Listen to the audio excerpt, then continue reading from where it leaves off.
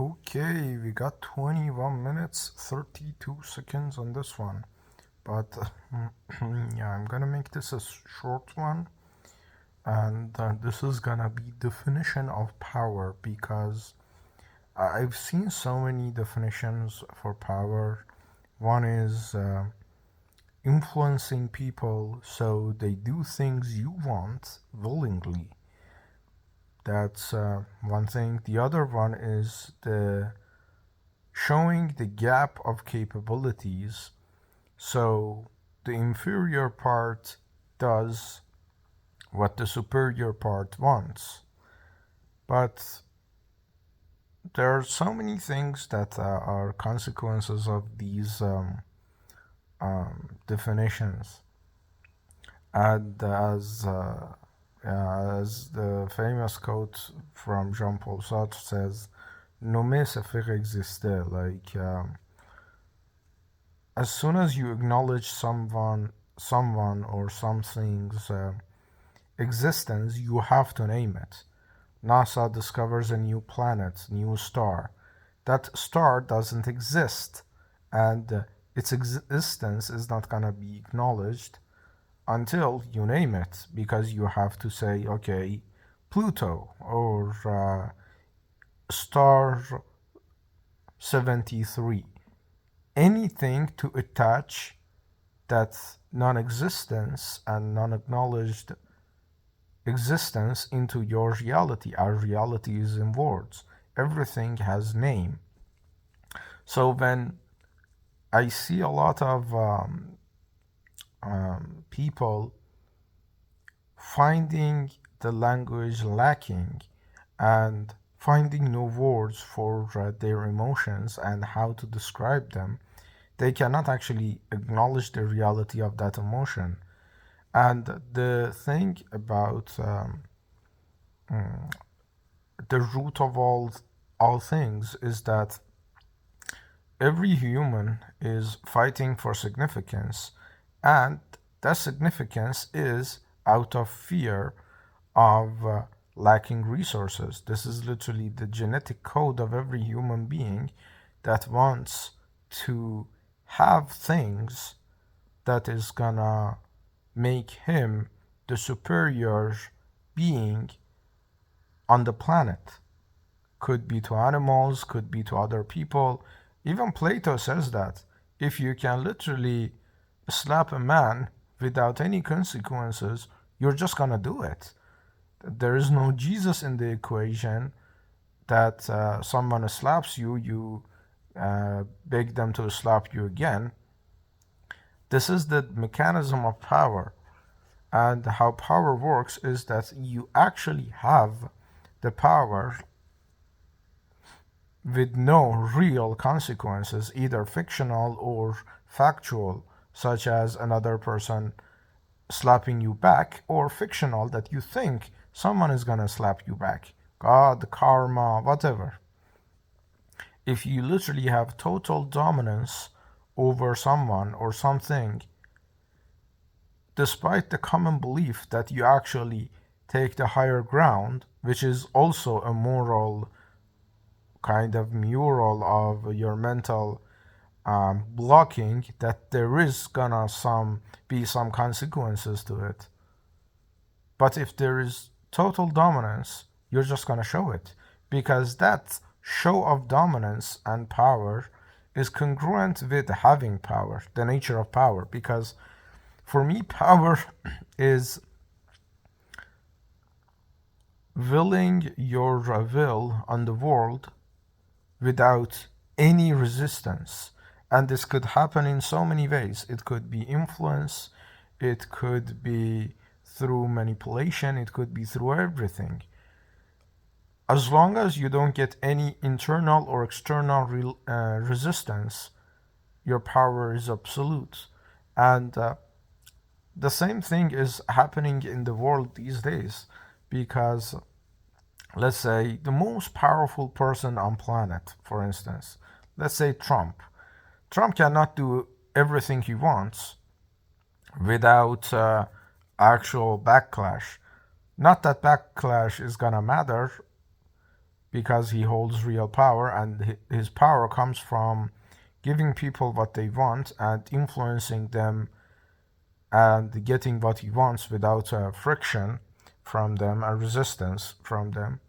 So what happens is that he's restricted, but his restriction is still not covering the nature of power. The nature of power is that you have a 5 years old in front of you and you can either ignore them or you can hit them. The person who is powerful is gonna hit them because the nature of power is to continue being powerful, and to continue being powerful is gonna have the maintenance of power and congruency with everything that comes from it. But from a moral standpoint, you're weak if you are hitting someone below you, because who does hit a kid is mentally powerless. But this is a kind of oxymoron or a conundrum here, that power itself by nature is showmanship of dominance to everything, little, minuscule, non-existent even in scale. But the actual security about power, which doesn't actually exist, power comes with insecurity because it's a fluctuation of states rather than an absolute state. But let's say in theory, the absolute power and in fluctuations of power did not exist, and it was just a calm, ongoing kind of flow. That power would not actually be power in nature, because power is just complete friction between you and the world, what you want and what the world is giving you. The nature is not giving you everything you want. You want it to be sunny, it's not gonna be sunny every single day. And if you cannot change the weather with, let's say you can, if you can, the weather is not gonna matter because you can change it at will, and it's gonna be a non-issue. But everything you can change is gonna become an issue and a kind of a source of friction. And when there is this source of friction, there is this influx of fluctuation in your power. So in the kind of actual practical sense of the society, is that power is always with friction. So the best definition of power is to lower this friction. You can make it, for instance, they call it the long con in media or whatever, that you tell something and make the other person think, okay, this was my idea, so I'm the more in control person in the party.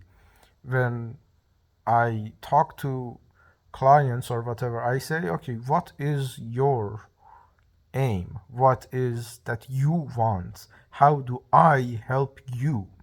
Everything is about the other person. If they are smart, they know this is the part of the game, but most people are not. And most people actually do believe it is about them.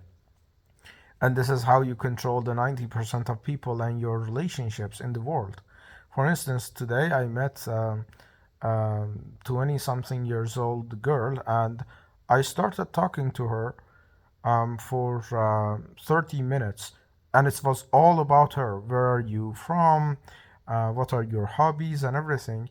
And if the person is smart, in subconscious level, because they haven't seen anyone mostly put the spotlight onto them with this kind of density, they're gonna start liking it and start believing this, that this is actually about them. And they're gonna start convincing themselves that this is about them. And when you associate someone that makes it about them, retroactively you become the one in control because you hold this leverage point that she doesn't. I see so many people um, on daily basis that they are ravenous for 5 to 10 minutes of everything being about them because everyone in their lives has their own needs and it's not always about them. But when you make it about them and you make them feel coherently about them, that energy is so intoxicating that they just follow you to the end of the earth. And this is how power works.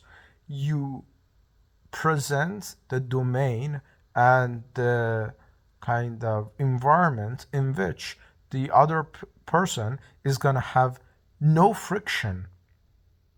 I've had this done to me and being done to me as well. So many people have tried to gain immense amount of leverage on me, call me every single day, and just praise me or do a couple of connections to me and stuff like that, and then casually ask for a favor, and they would think I wouldn't reject because I owe them or whatever. But I said, "Oh yes, you called me every single day. We enjoyed the talk. That was awesome talks. I really enjoyed the talks. But this I cannot actually do, my bro, because this is illegal or this is above my paycheck."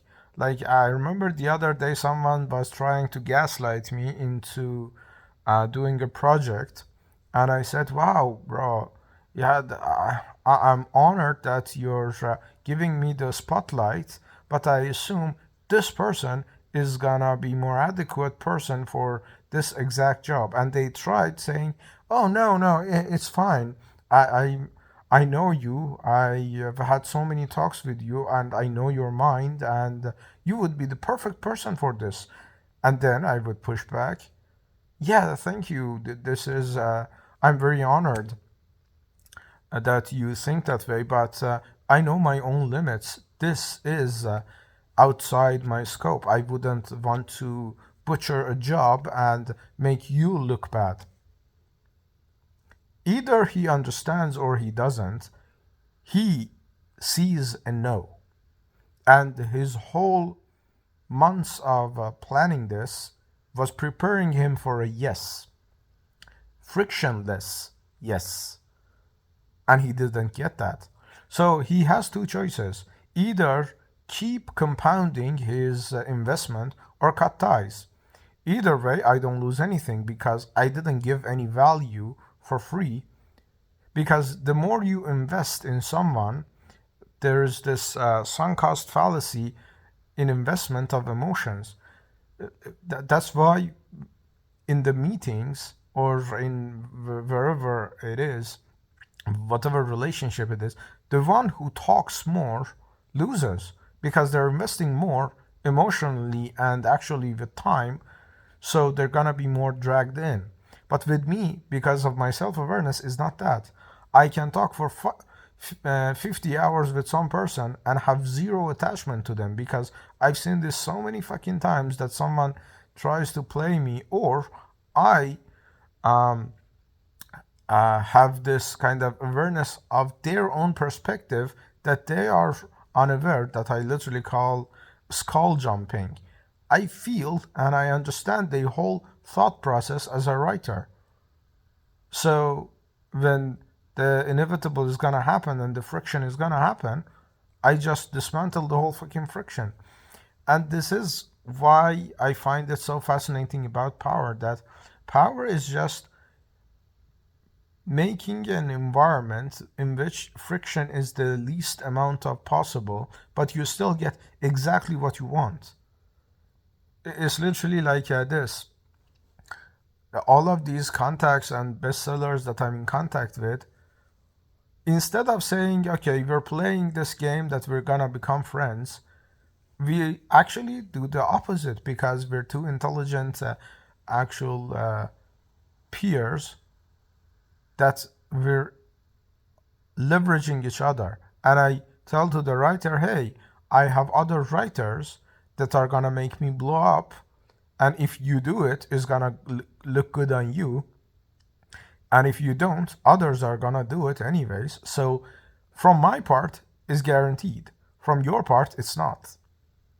And this is the way I actually negotiate or actually talk to all of these established figures, because I leverage one of them and show it. Oh, you see this bestseller robot that I have, this bestseller toy that I have. I also have a policymaker doll. You see, my toys are very fascinating. What are your toys? And this is the way you leverage people against each other, and you just keep compounding. And on the other side, I'm producing my own toys and on my own values as well. My frameworks, my network, my thought process, my writings. I've I've randomly sent a couple of my writings to all of these bestsellers, and they're pitching me to publishers with their own names because they see the inevitability. And I know the inevitability as well, because someone like me, with my hunger, with my self awareness, with my craft level, and as they call it, synthetic thinking and polymathic identity, I'm always gonna find a way to my advantage. But the point is that I don't want it to be for nothing. This kind of mind is not produced other than every 100 years, if that either. So I need to document this, not only owed to my own ego, but also to the curiosity of the next person, because I understand every level of kind of this identity that you need to go through to deal with the world's bullshit. So you don't have another dead genius celebrated 50 years later. And to think about the mechanism of power in this situation is that this actually has a very kind of interesting effect, which is actually what I didn't even expect. That when you make it totally mechanical and the power dynamics are so clear, the intimacy goes deeper. I've so many times had these emails and messages to my high caliber connections, mentally detached, that I literally say, okay, I burned this one because I was just so emotional and I was just so whatever. But that's actually deepened the relationship, because when you respect someone's actual sense of agency and you're not playing them with the platitudes and bullshit, oh, I'm very grateful of you. No, you say, hey, this is my value, this is your value, we're gonna both benefit from this. This is how the friendship actually deepens. And what I find it so fascinating is that I myself am not in control of the actual formula for this so far. That sometimes it's just nature. It's just kind of the identity leaking through. That yeah, I might have, I might be just a 26 years old Iranian with no prior job experience or whatever, but whoever the fuck I'm talking to, they don't even smell a whiff of that. All of the bestsellers, all of the policymakers, lawyers, and everyone around me, 50, 60 years old, accomplished people who literally fought tooth and nail 30 years to be where they are talking to me and respecting me as peers. And it's so obvious to them that is so surprising to me, because today I was intro to two governmental figures in Canada from one of my friends I literally met 1 month ago. Just a random kind of connecting network or whatever. And during the 30-minute talks we had, she introduced me to one of her colleagues after the meeting, two follow-ups of one of them articles and the other one asking for my resume and whatever to push it further to other people the next 2 weeks. And this person is 40, 50 something years old, having fought 20, 30 years as junior, as lesser than anyone around her. But she sees 26 years old. Wow, this guy is not 26 years old. This guy is a colleague. And I'm gonna get my colleague the proper actual introduction to placement of power that he is built for. And that's power, because I'm getting what I want without any malice and any manipulation, because manipulation has this very sad effect that manipulation is fictional. And fiction, no matter if you're the greatest writer ever, as me, let's say, maintaining fiction in a structured way is difficult. So honesty is the best way to go, as cheesy as it sounds. But you need to actually maintain that atmosphere